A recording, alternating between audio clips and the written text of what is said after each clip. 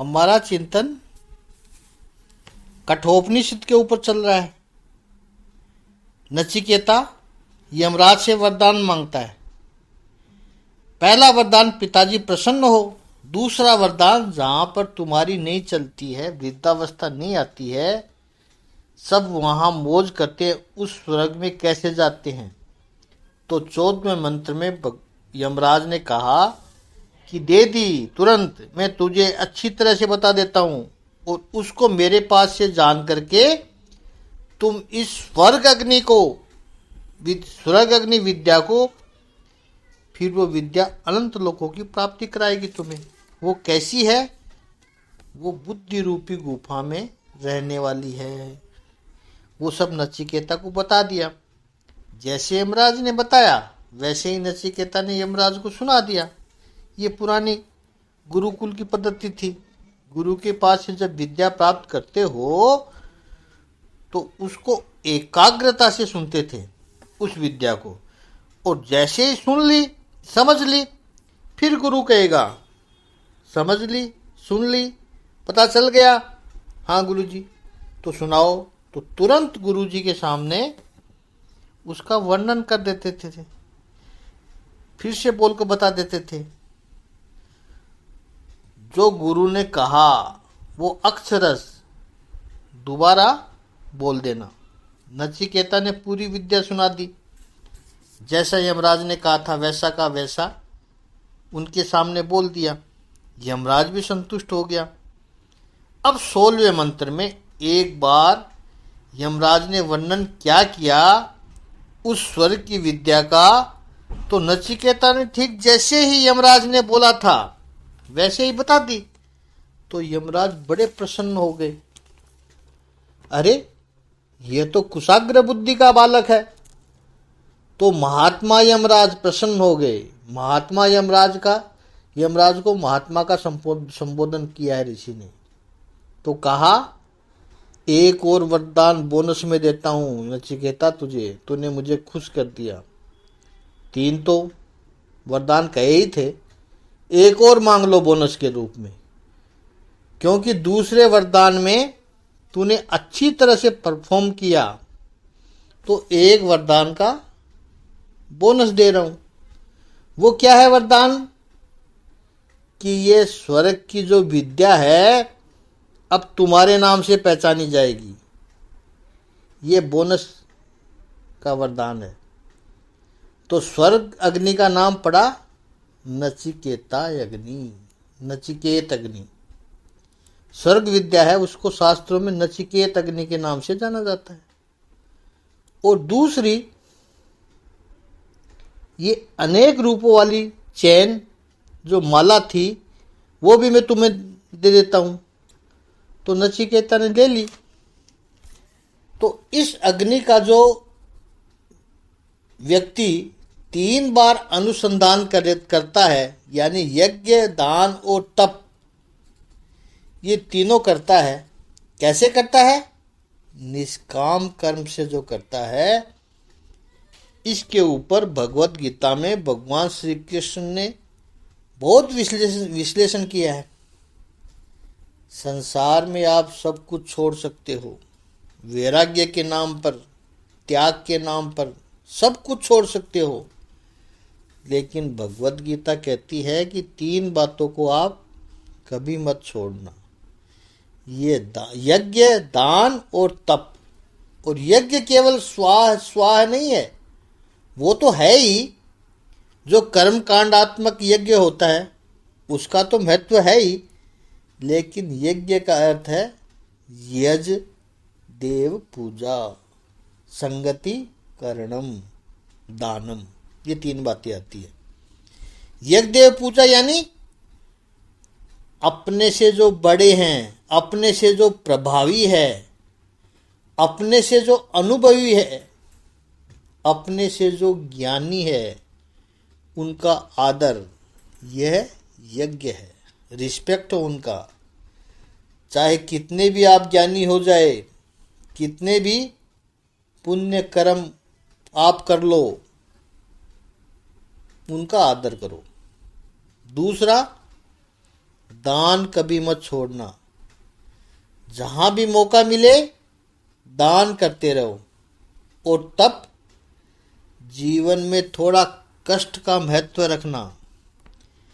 चाहे कितनी भी लग्जरी जाए आपके पास, भगवान कितनी भी कृपा कर दे, अपने कदम जमीन पर होने चाहिए। जो समस्याएं आए, कष्ट आए, अच्छे कर्मों के लिए, सत्कर्म में जो कष्ट आए उसको झेल लेना। कई बार संपत्ति आ गई, प्रतिष्ठा आ गई तो ईगो बहुत बढ़ जाता है। ये मैं कैसे कर सकता हूँ, इसके बिना तो चल ही नहीं सकेगा। चलेगा, क्यों नहीं चलेगा? ये तप है, वो करते रहना चाहिए। जीवन में इसकी बहुत आवश्यकता है। लोग इसकी महिमा नहीं समझ पाते हैं। यज्ञ, दान और तप हमेशा करना है। इन तीनों को जो पकड़ के रखता है वो जन्म और मृत्यु को पार कर जाता है। और इसको भगवान श्री कृष्ण भगवत गीता के 17वें अध्याय में कहते हैं कि ये 3 सत्कर्म करो। और उनका भी अहंकार नहीं आना चाहिए कि मैंने यज्ञ किया है, मैंने तप किया है, मैंने दान किया है। छोड़ते समय ओम तत्सत। ओम यज्ञ का स्वरूप है, तत् दान का स्वरूप है, सत तप का स्वरूप है। ओम तत्सत। सत का क्यों स्वरूप है? सत मतलब जो सात्विक है, जो हमेशा के लिए रहा है, जो इटर्नल है। जो आपने पकड़ के रखा है वो आपका नहीं है। जो आपने दान किया है वो आपका है। ये सृष्टि का नियम है कि पकड़ के रखा है वो आपका है ही नहीं। 1 किलो अनाज में कोई 1 किलो अनाज लेकर कोई घूमता रहे कि मेरा है तो वो कुछ दिनों में सड़ जाएगा।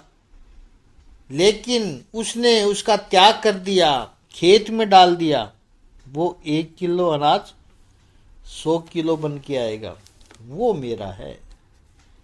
जिसे हम दान कहते हैं वो सच पूछो तो इन्वेस्टमेंट है, प्रोवाइडेड सही व्यक्ति को दिया गया हो। दाना भी डाला जाए तो वो सही जगह पर डाला जाना चाहिए। बंजर जमीन में डालोगे तो वो 1 किलो अनाज भी चला जाएगा वापस। ऐसे ही दान भी सुपात्र को करो, सत प्रकृति के लिए करो, सत्कर्म के लिए करो।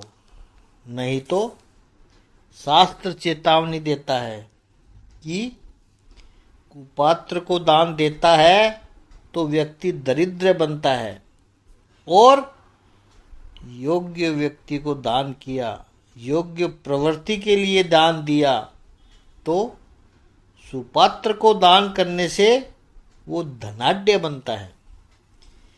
क्योंकि किया नहीं है, वो बोया है, अनेक गुना होकर वापस आता है। धर्म के प्रभाव से उसको और इच्छा होती है कि मैं और पुण्य करूं। पुण्य किए तो और संपत्ति आई, और पुण्य किया, ऐसे वो चेन चलती रहती है। ऐसे ऐसे वो सीढ़ियां चढ़ते जाता है। दान कभी छोड़ना मत। तो इन 3 को करने वाला व्यक्ति जन्म और मृत्यु को तैर जाता है। उसको अत्यंत शांति प्राप्त होती है। ये नचिकेता अग्नि है, इसको नचिकेता अग्नि कहते हैं। और 18वें मंत्र में कहा कि इसको जो व्यक्ति 3 बार उसका अनुष्ठान जो करता है वो मृत्यु से पहले ही वो स्वर्ग प्राप्त कर लेता है। उसके लिए मृत्यु मात्र एक द्वार से निकलकर दूसरे द्वार तक जाने की प्रवृत्ति है।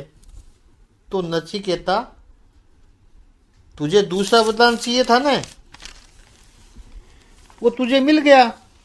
चलो, तो 19वें मंत्र में यमराज कहते हैं कि हे नचिकेता, तीसरा वरदान मांग लो, तुम्हें क्या चाहिए। 20वें मंत्र में नचिकेता तीसरा और अंतिम वरदान मांगता है। नचिकेता पूछता है, यमराज, अब यहां से मेन टॉपिक पर बात आ रही है।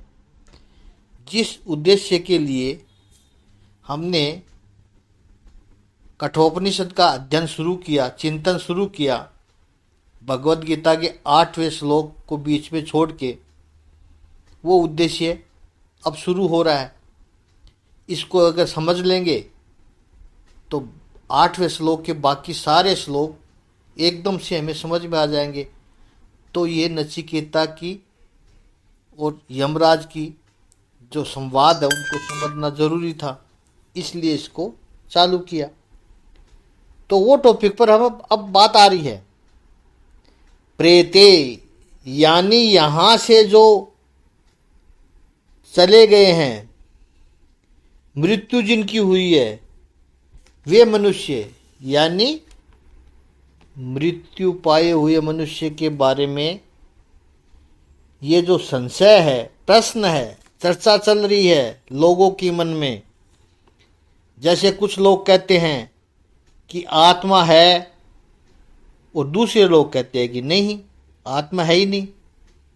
हे यमराज, मैं आपके द्वारा उपदेश पाकर फिर मैं इसका निर्णय ठीक से कर पाऊं कि आत्मा है या नहीं। मृत्यु के बाद आत्मा होती है या नहीं होती है? होती है तो कहाँ होती है, कैसे होती है, ये मैं समझना चाहता हूं। यह मेरा तीसरा वरदान है। अब देखना कि नचिकेता का प्रश्न ये नहीं है कि आत्मा है या नहीं, क्योंकि वो तो अपने पिताजी को पहले ही कह दिया था कि ऐसी मरी हुई गायों का दान करते हो तो पिताजी आप अशांत लोक में जाओगे। वो जानता है कि गलत काम करोगे तो आत्मा गलत जगह पर जाती है। तो इतना तो उसने स्वीकार कर लिया था। तो यहां नचिकेता क्या पूछना चाहता है वो जानना जरूरी है। मुक्ति कैसे मिले? आत्मा की अवंती के बारे में नचिकेता पूछना नहीं चाहता है, आत्मा की उन्नति के बारे में नचिकेता पूछना चाहता है। इसलिए जो स्वर्ग प्राप्ति कराती है उस विद्या को स्वर्ग विद्या कहा। नचिकेत विद्या का नाम यमराज ने दिया। लेकिन अब जो उपदेश मिलेगा, जो उपदेश दूसरी वल्ली से यमराज शुरू करेंगे, वो मुक्ति विद्या है। कठोपनिषद मुक्ति विद्या सिखाता है। सही विद्या वही तो है जो मुक्ति दिलाए, बंधन में डाले वो विद्या नहीं है। चिंतन, गहन चिंतन कल से शुरू होगा। आज इतना ही। ओम श्री सच्चिदानंद भगवान की जय। ओम श्री आनंद कंद भगवान की जय।